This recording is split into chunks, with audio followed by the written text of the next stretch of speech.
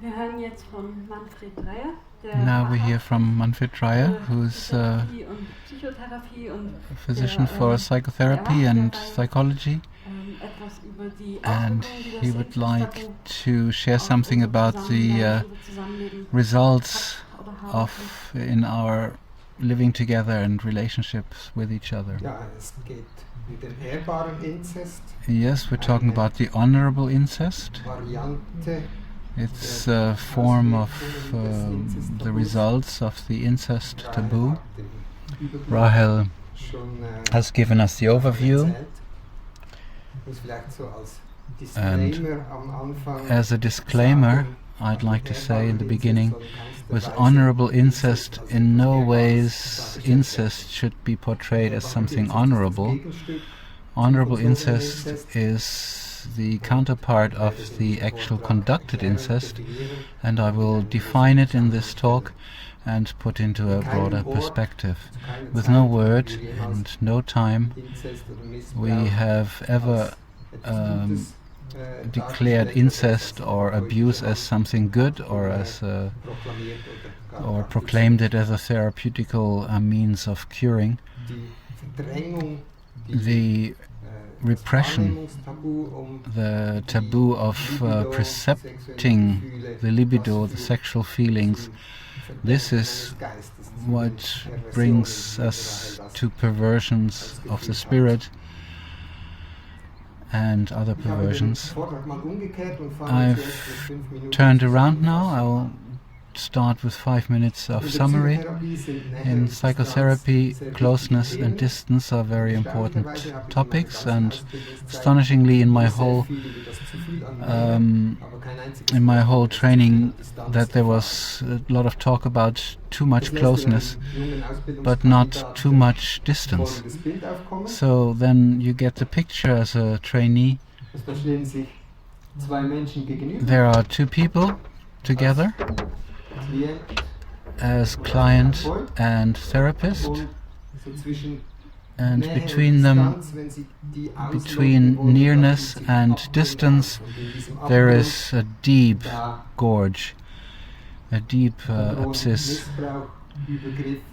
and there is incest, abuse, crossing borders, and the distance is something professional. Now, this picture is not quite correct because it's not really complete, because there is not just only too much in closeness, but also too much distance. It looks like this, and then there's too much distance. Then is emotional coldness, rejections of an actual present closeness, or even the honorable incest, as Samuel Wittmer has formulated it. Wittmer wanted to give an opposite, that also here there is a far-reaching injury.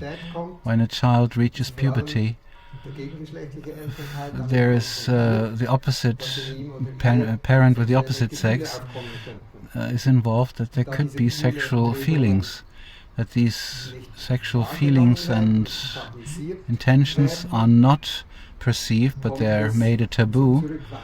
So it comes to a rejection of the child, either in feeling, nor in thoughts, nor in talking about it.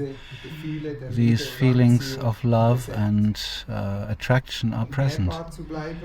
To stay honorable and not to cross boundaries, the parents reject the child. The honorable incest is the very widespread and accepted reaction of the difficulty in regards to the incest taboo. Samuel Wittmer pointed to that as one of the first, that this can just have as deeply traumatizing as a real crossing of borders. In therapy, old injuries become actualized, and also here that it threatens that a therapist can't allow the true feelings, if you want, and it comes again to a rejection and to a repetition of the honorable incest. In the here pictured second abyss, that's where the young therapists fall into, and it was sold to us as being professional. I can give you a little example from my life. I was about 12 years old, and it was in a skiing camp, and I can still remember I was standing there in the hallway with a few other students, and there was also a teacher, and I was saying, "Oh, there's a boy, he's very favorite with all the girls, and for me it's like I'm behind the moon." And in the evening we had a little disco, and this teacher came and she asked me to dance with her, and we've danced a piece together. And was this teacher now dishonorable, or was it crossing boundaries? For me, no. It was very innocent to me. It did good for me at the moment. And the teacher among you are not allowed to touch students, and we can't dance with them either. On the other hand, we have terrorists and killers in our school, so this all comes out of being afraid of closeness. Here another picture, next picture.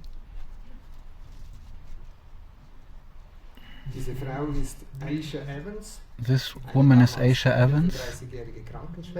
She was a 35-year-old nurse and the mother of a 5-year-old son. You can see she has a mobile phone, so she doesn't seem to be prepared. She was there by accident, it seems, and she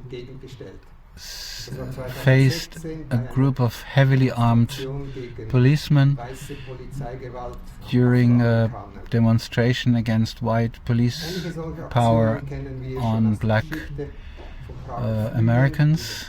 Any same stories we know about the Prague Spring or the Tiananmen Square in Peking. What makes this so impressible is that the woman is searching or looking for a real relationship to the policeman. Later she said, "I'm human, I'm a woman, I'm a mother, I'm a nurse. I could be your nurse. I could be taking care of you." When two people are facing each other, then the basis is always a real relationship, no matter what roles they are in. On this level of real relationship, there is the level of social and society roles, and above that the level of neurosis, authority conflicts, admiring, intrigues, and so on. This basis of real relationship is always there, whether you feel it or not, whether you are demonstrator or policeman, daughter or father, therapist or client. In a usual therapy, you only work through the level of neuroses, the level of society's frame of reference and also real relationship are untouched. This is what society agrees on, the incest taboo. In the following, I'd like to look at 4 phases. The Oedipus phase, the beginning puberty, the adulthood, and the psychotherapy.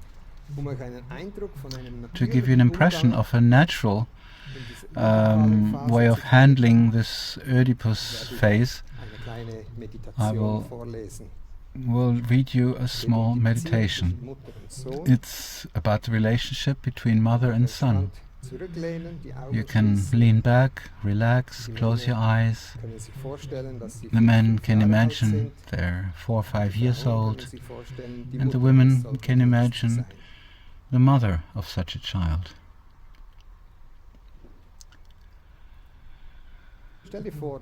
Imagine you're in the garden in a summer evening, you've unclosed yourself, your mother comes to bring you into bed. You pee on the meadow with joy, you look impishly, and your mother smiles back. You play with your little penis, pulls the foreskin back and forth until it gets hard, and you've discovered that. A delicious bliss goes through your body. Your mother is happy with you. She puts you into a towel and brings you up to your room. She goes to the cupboard to get a pyjama. You push your face against her butt and you feel this warm behind and you would like to fall into it. Your mother helps you put on your PJs and lays on the bed with you. And she tells a story while you look at her lips, how she moves the lips, her impression of the eyes. Your view goes down over the chin, the breast. You put your head on your breast, you relax, you smell it. You touch one of the breasts with your hand and you feel how it pulls you both together. Ouch, that hurts, that's too hard. You pulling back. Next moment, but she presses yourself to her and she says, "I love you," she whispers into your ear.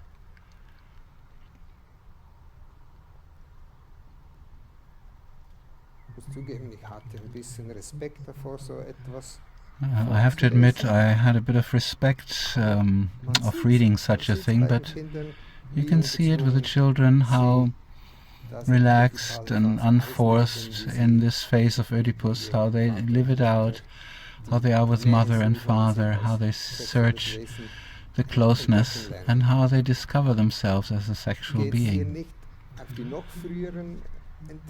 Not going here into the even earlier development phases, birth, pregnancy, the nursing time or the anal period, but I'd like to give also another example from the earlier phase of the infant phase. A mother enters a bus with a pram and the child looks around, looks who's looking, and then eyes meet with somebody unknown and looks quickly. The stranger looks, says something maybe, smiles embarrassedly and then looks away. This is the usual reaction. Very few adults will stay into eye contact as much and as long as the child would like it. So here is also the abyss of distance. That's the most common thing. In the Oedipus phase, now we know where the name comes from. Sigmund Freud described this in the very beginning, so that the child is in a field of tension between the attraction to the opposite sex or the rivalry with the same sex, between mother, father and child. Here a child learns to get used to triangle constellations. The girl loosens herself from the mother in turning to the father. For a boy it's a bit more complicated. First, the boy feels attracted by the father, identifies with him, solidarizes with him to get away from the mother, to then from the distance see mother as an opposite and desire her, and the father becomes a rival, and the child will have feelings of shame and guilt. So Freud had a few problems here he struggled with. He read reports from anthropologists who studied natural people or people in their natural habitat, because he wanted to know, how does a child grow up in a very natural way? He knew that the moral of society in those days in Europe were completely opposite to the true nature of the child. Freud came to, as far as today is concerned, not quite complete, that the child had to give up the desire of to the opposite sex, and then to live later in adulthood with new partners. He said the refraining from this lust is the basis of culture. Free of incest taboo are only wild people in their natural habitat, or animals. But as far as the actual level of action goes, but not doing a deed, not acting, doesn't mean that the feelings aren't allowed to be there. It can be okay, and it's good for parents not to have sexual enactments with their children, but the feelings are there, and they are allowed to be there, and you can even enjoy them. When I enjoy a bouquet of flowers, I'm not doing anything with it. I just enjoy it on the beauty, and I'm happy about it. So that's the step that is next in the human evolution, and that with Freud, that he stumbled over it a bit again and again. Samuel Wittmer here took up the thread and asked, what is it all about in this phase of life? It's there to become adaptable to a triangle. The parents with a child, to be able to handle triangles means that you can be close and in relationship within a triangle of three, and to allow the others to have what they have with each other. Abuse in this Oedipus phase usually happens that one of the adults gets mixed up with his adult sexuality and his own needs, and gets mixed up, and so out of a fear of that, many adults want to become honorable and suppress these feelings and draw a line in the contact of the child. And Samuel Wittmer writes mostly about the starting puberty, but who of you has a positive feedback in this Oedipus phase, when you undressed yourself and you showed your sexual parts, or masturbated somewhere? Already in this Oedipus phase, many of us, most of us, already experienced a rejection, or this making it a taboo, as we've heard it in the last talk. One should know what one should not do. And in some families there is something like a fog, that a child can't even get the idea to undress itself or himself. I hear it sometimes when I talk about the incest taboo with people. Oh, I would have never thought about it, to undress myself or to masturbate. There was this taboo. It was so effective already that the child was already doing the correct way of acting, that it couldn't transgress a taboo. Next to the abuse on one side and the rejection in the honorable incest on the other, there is another damaging thing that can happen during this phase of life. For example, when the child becomes the Oedipus winner, when it can push out the opposite part of the sex. For example, if the child always wants to sleep in the bed of the parents and one of the parents goes into another room, or when there are separations in this phase because the son lives with the son alone or a father with his daughter, such disturbances are very difficult to have a therapy because the ones affected have to give something back which they have wrongfully obtained, the place of the partner. Often you see them as constant lovers or secret lovers, and in therapy they also often don't stop and go into advancing sexuality. Now I come to the next phase, the beginning puberty.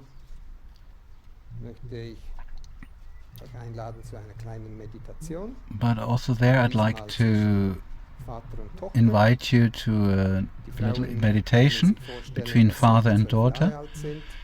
The women can imagine they're about 12 years old. The men can imagine that they're the father of the girl.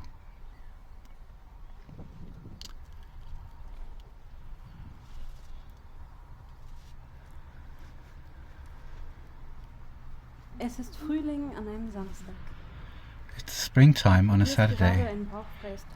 You're just trying on a belly-free top that you've bought yesterday from your pocket money. It's a bit cold still, but this childish undies with patterns, you just don't like to wear them anymore.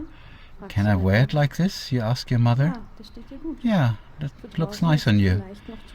Maybe it's a bit too cold for outside, she says. Often you have to help with the chores in the house, but not today. Your father has took his motorbike out of the garage and starts cleaning it and working on it, and you're looking at it and you enjoy it, even though you don't really understand what he's doing. It's a timeless feeling. You just sit there silently watching him. You admiring him, what he's doing, and how he knows about everything. Last year, you wanted to ride the motorbike with him. He said, you can when you're 12, and now you're 12. It's a interesting. You bite your lip when he looks at you. Does he remember what he said last summer? Do you want to... You hear him say, do you want to come and ride with me? You jump up and hug him. Yes, you're the best papa in the whole world. And you're the most beautiful daughter in the world, he answers. But get a jacket and I give you a belt.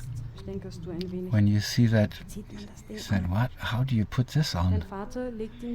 Your father put him around your waist and touches your belly when he closes the buckle. Now, puts on a helmet and looks into your eyes. Are you ready? Oh yes, your whole body is vibrating. You can't imagine anything nicer than to ride with your father over the streets with a motorbike.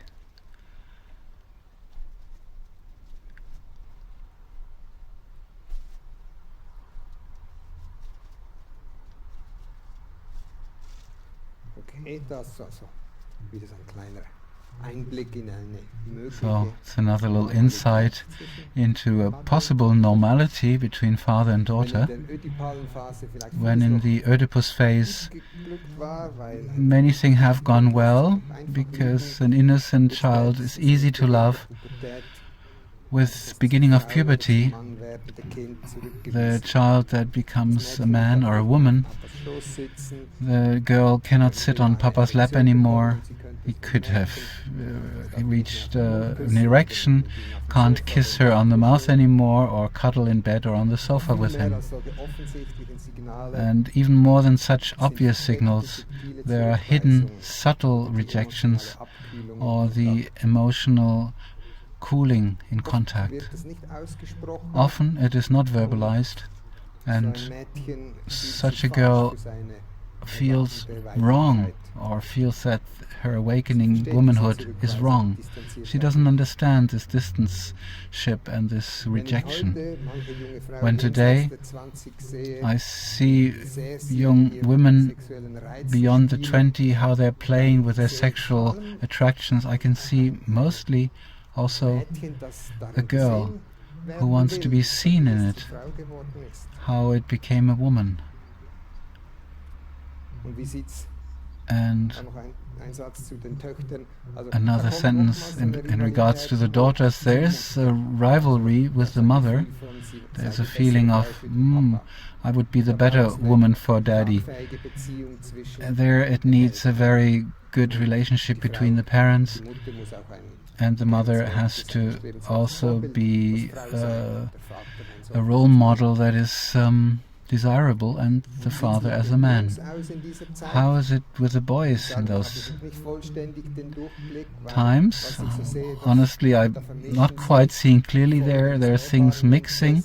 There is results of the honorable incest together with a lack of fatherly role model and leadership. The boys want to be the strong ones. They do tests of courage and give themselves easygoing.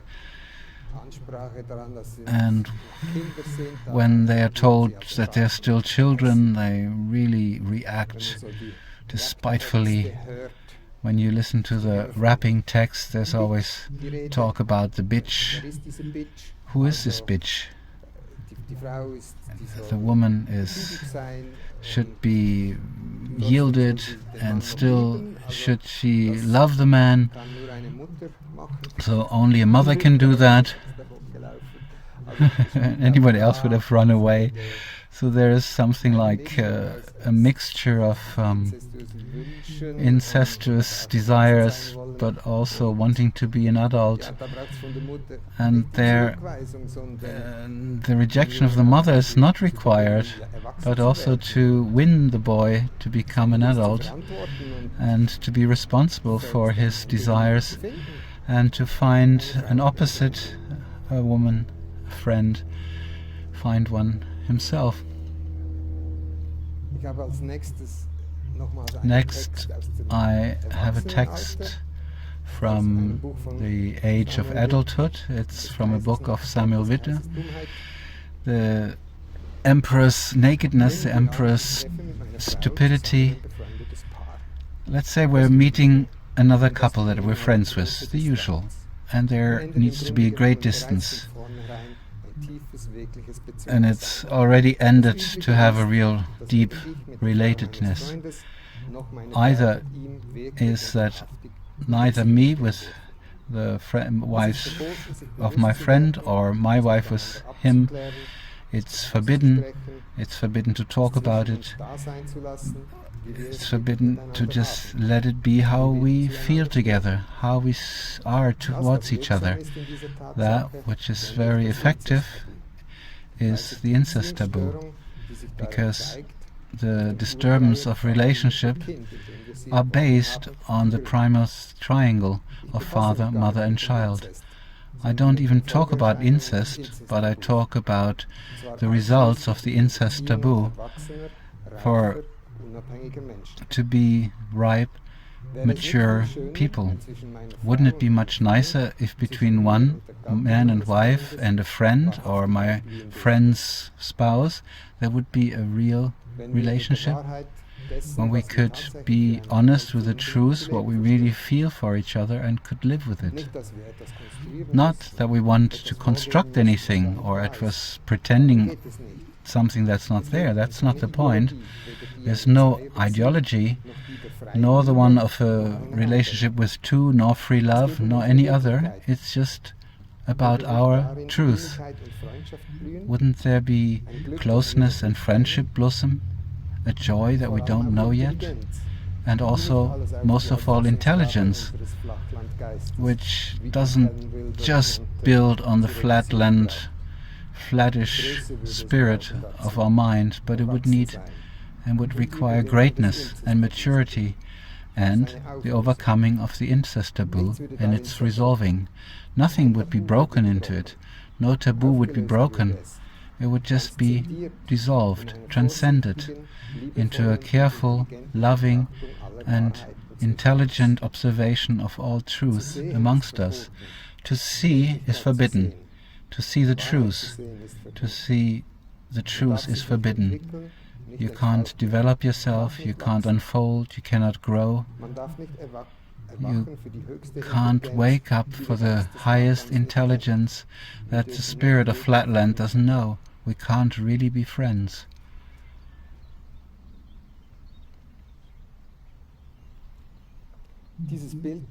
This picture describes a typical scene where the incest taboo is effective, even though it's not an incestuous relationship. And the way the incest taboo works goes even further. In some pair relationships, it's taboo to tell each other what one wants from each other. And even in front of oneself, the incest taboo is active. Many people can't even be naked themselves, by themselves. Or many women have never looked at their intimate area, private area very closely. And what's the result in relationship of these taboos? We can't really come together. The real play of attraction and togetherness cannot happen. Real relationship cannot happen. We are separated in nations, levels of society, neighborhoods, without being really related. And without this we feel lonely, unloved, have to be afraid of the other, have to be afraid of coming short, we have to be greedy, and have to defend it with the means of weapons. Amongst people and between men and women there's war. Between men and between women. How often do you see that somebody is just loving? It seems from the very beginning of human civilization the only goal of loving is to bring somebody into your garden and to take ownership of this one and to defend it against others. Another result of incest taboo in the adult life are projections, especially in the love relationships, and many projections that come from the parents are put on the opposite sex. You try very much to get that which you didn't receive from the other sex. Here are learning relationships. Only when both can have freed themselves from their neurotic patterns, the actual really relationship of beings comes out between the two. To the topic of resolving patterns, we're in the next phase. The honorable incest in psychotherapy. In psychotherapy, projections of loves are becoming reactualized in relation to the therapist, and the therapy goes through uncovering these things. And over 100 years ago, Freud saw what a vicious cycle this is for the therapist. On one hand, there are the suppressed libido that has to be brought to light, and on the other hand, not to react with your own desires and wishes. In this field of tension, there is no easy path. When people with injuries from the Oedipus phase, may they be crossing boundaries or rejections, then in therapy there's often you cannot go according to this pattern, that first you have to work through the neuroses and then look at the roles. Such clients from the very beginning are questioning the role of the therapist, and scientists call it the tests. They want to test their therapist. I would say they're looking for the real relationship, just like the demonstrator with the police force. So you cannot therapy them with a therapeutical technique, but only as a whole person, as a whole opposite being. Even more so, with the pain of the experience, people suffer from the inability to be able to trust and love. This non-representative experience in therapy shows that affected people of honorable incest have more difficulty to open their heart and to love again than those who have experienced a crossing of boundaries. Just like all other people, therapists are part of their society and of their current time. The honorable incest has also been laid down in them, and besides all the good that Sigmund Freud brought, he's led psychotherapy into an unpleasant direction. I can't suggest to my colleague enough to take the picture of a surgeon who puts his human feelings aside. So he formed a generation of feeling cold psychotherapists, the picture of a cold father. When there's too much coldness and too much distance, and the client never feels loved or feels desired, this is another description. So it shouldn't be the indifference of the therapist, but his love or her love. Sometimes you finish therapy, the goal of therapy has been reached, the client doesn't have any more symptoms, but still she's not quite happy. One has the feeling one missed something. One missed to really look into the real relationship. In the difficulty with the incest taboo, there are further dangers. There is a latent incest. There's no action that's crossing boundaries, but the incestuous feelings are dominating in an ungood feeling between parents or clients and therapists. It's the result of not wanting to see the feelings of your own libido, and such the therapist heightens this feeling. And there could be misunderstandings which would go into a new field. Robert Aaron Lewis talks about paradox abuse with somebody that you actually like and you feel close to, that you punish him or her with distance and rejection because you feel ashamed of and you condemn your own feelings. Psychoanalysts have left aside for too long that parents and therapists also have an unconscious, and they can also have incestuous feelings. Lablanche had this insight. Friends with Freud, you could still see the world in a simple way. The child has these intuitive feelings and is the seducer, and the adult is the seduced. But here we have to draw a line.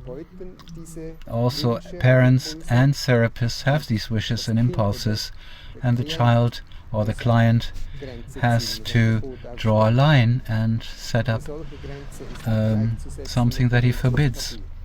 This is not the same as the incest taboo. It's a healthy impulse of protection that needs to be respected. Such from parents or therapists' action could be called the latent incest. So now the picture gets a bit more complex.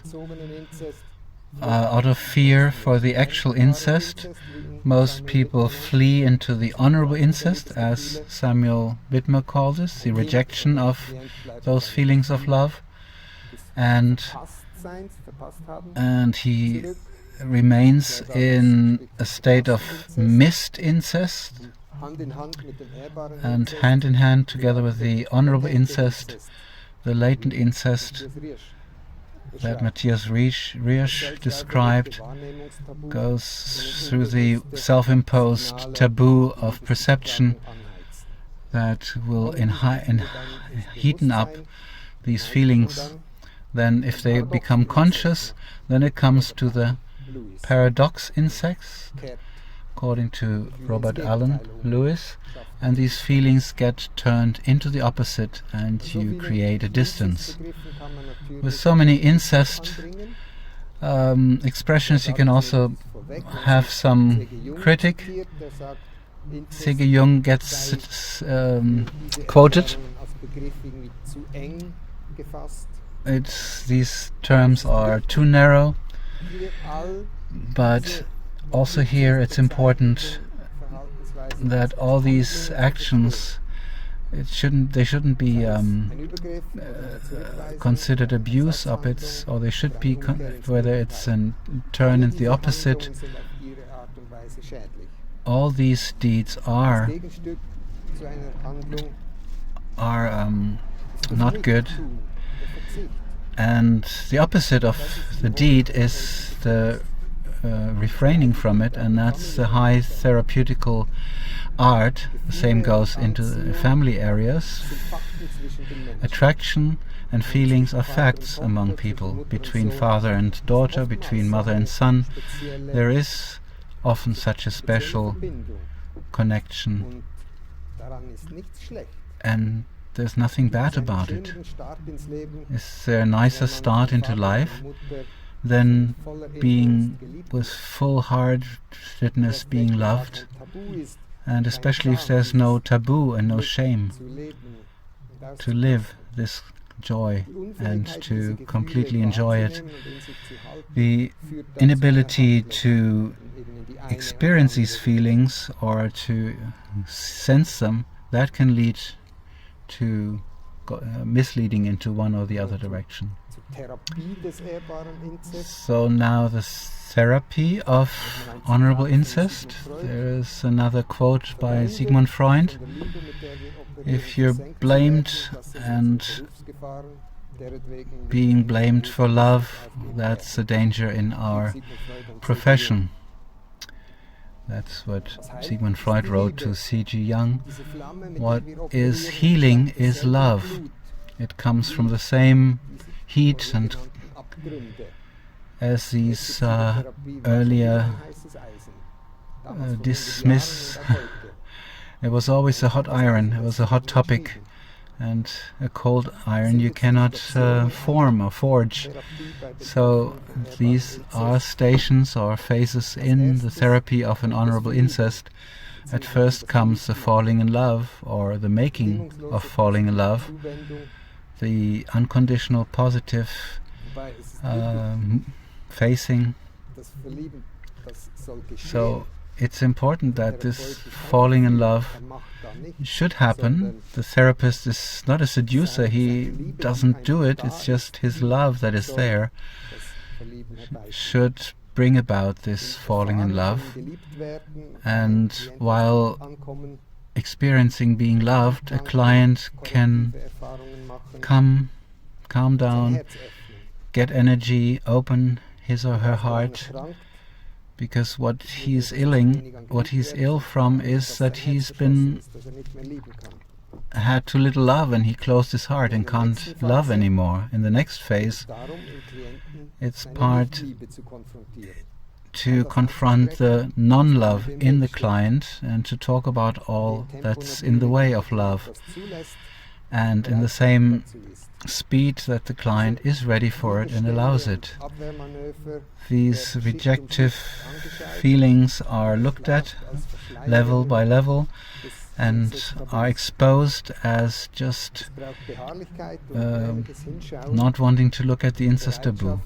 There's a real readiness to look at the pain that one has experienced, or the one that one has caused in another through one's action, that you yield to it. And in the third phase, behind the veil of incest taboo, more and more the real relationship to the therapist becomes visible, and the contact to the therapist, but also to other relationships in life. More and more the question one has to face: what is real in these relationships? And it takes courage. There's a fear of being left alone. You have to integrate the courage to be truthful and to really say honestly what you feel. And many relationships can break up during this phase because they weren't built on truth. And in this part of the therapy, it's not helpful anymore to just be there with will and passion, but it's a grace that it can happen and that this love can be enlightened out of oneself. In phase number 4, it's saying goodbye to the therapist, saying goodbye to the roles one held before. It's transcending into a new level of consciousness. Maybe there's still a connection in life or during work. Maybe it's the last step that one has finally recognized itself truthfully, and everyone goes its way, their way. With the end of therapy, letting go and enjoying it are becoming the same.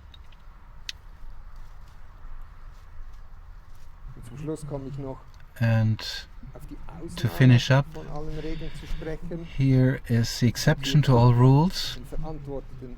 There is also the responsible incest. Walter Schindler, a famous psychoanalyst, says it shouldn't be extortion, but it should be a real love relationship. Then the analyst and the patient should marry. This can be very useful when two people who met in a psychotherapy feel an attraction and want to start a love relationship. The question of marriage can show whether it's really earnest and meaningful or not. If it's just sexual attraction or the desire for then one wouldn't want to marry, and then it's better with renunciation. Or with the words of Samuel Wittmer, the text is also on our Congress our poster. It follows from that the therapeutical job is only done when it's managed, the therapeutical relationship has come out of all patterns into a living, authentic, one-time, unique being with each other from you to you, that nobody else should have any interest except for those two, and that nobody can separate when it's really true love, the goal of any therapy, and it has resolved into that. Thank you for listening.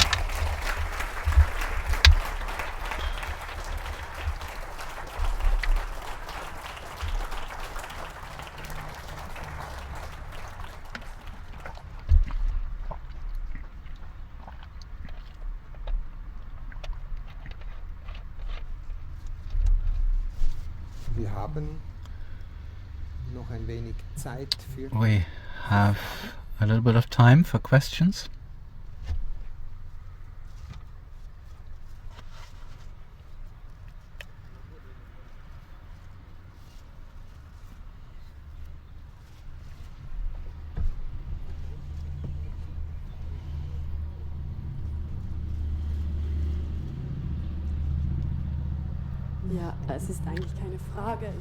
It's not actually a question. I just like to share what has moved me during this time, and also earlier this afternoon. I've come to the conclusion that society stereotypes of sexes, I mean the socializing of sexes, man, woman, the understanding of that, or especially also in regards to male sexuality, female sexuality, these pictures have a sort of cementing effect on the incest taboo, and it's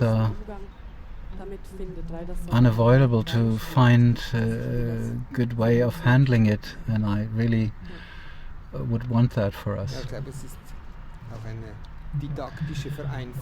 It's also something I simplified a bit between man and woman, but love and desire is a lot broader than just theory could be.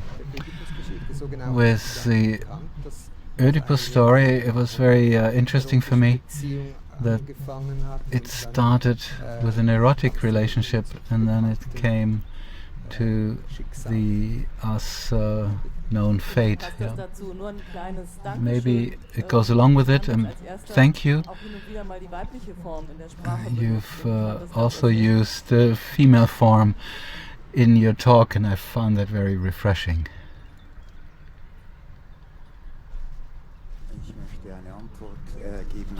I'd like to give an answer. The first male inspires feminine, and the feminine inspires the male. It's only stupid when we're falling into a cliché, and but the womanly and the manly inspires each other and attracts each other, and the more attraction there is, more there can be incestuous feelings, but basically this is what keeps Eros alive, not the limiting or flattening of the male and the female. It's not that we want to go into a stereotype.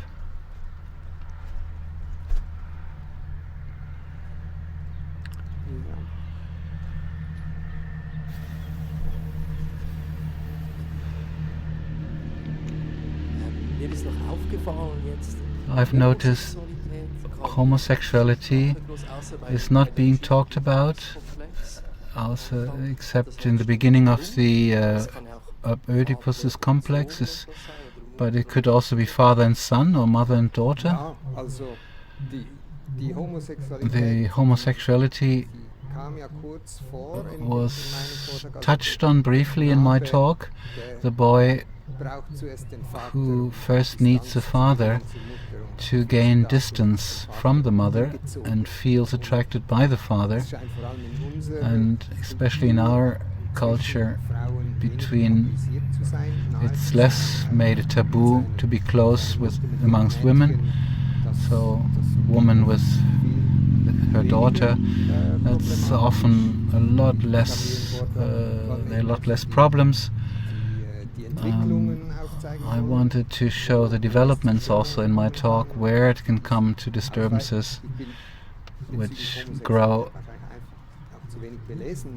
I'm maybe just too little educated, or from my own experience in regards to homosexuality, what broadness you there.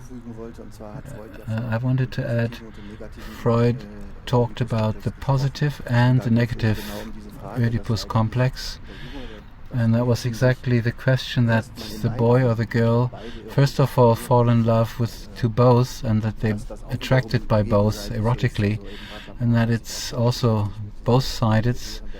Someone else also looked into that, this desire of parents with the children. There's just a lot of pressure to develop oneself, heterosexuality, so the force there is a bit less with women than with men, but it's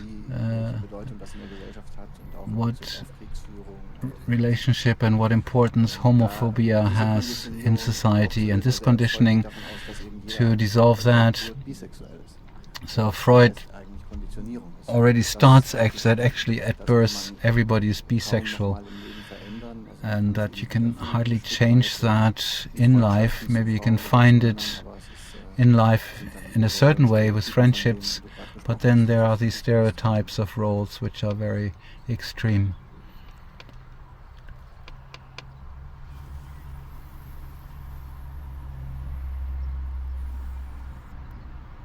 Okay, wenn dann keine So, Bemerkungen sind. and there are no further comments or questions, then we Schöne Musik wieder. will have our nice music again.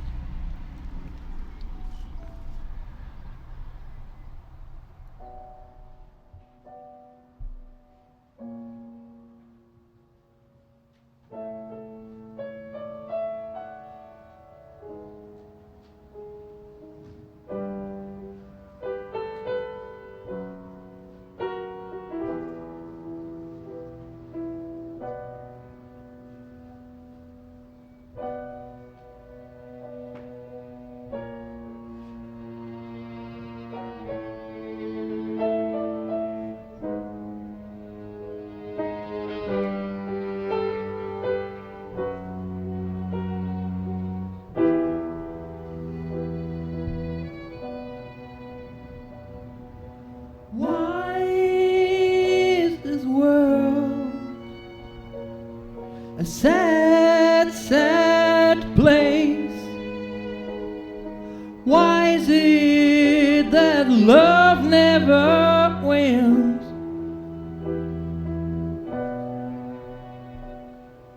Why is always evil the winner?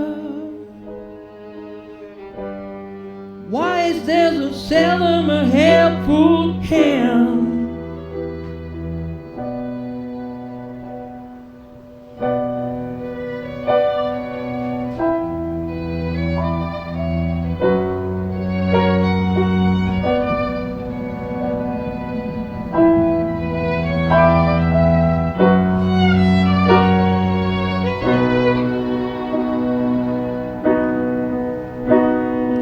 Why are mostly hate, conflict and limitation coming through?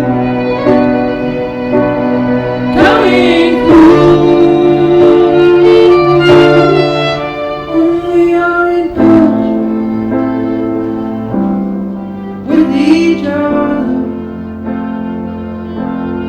when we are in touch with each other, why is this world so sad?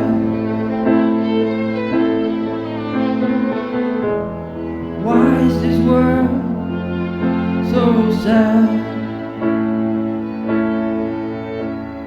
Is there anybody who can tell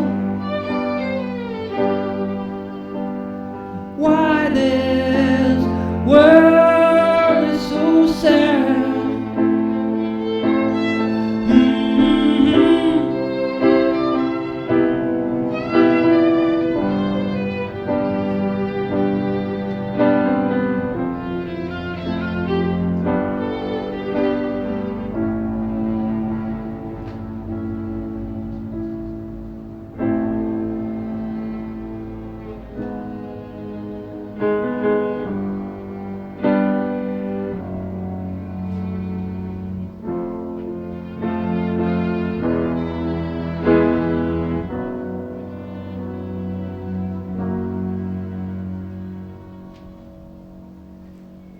Why is there so seldom a helpful hand?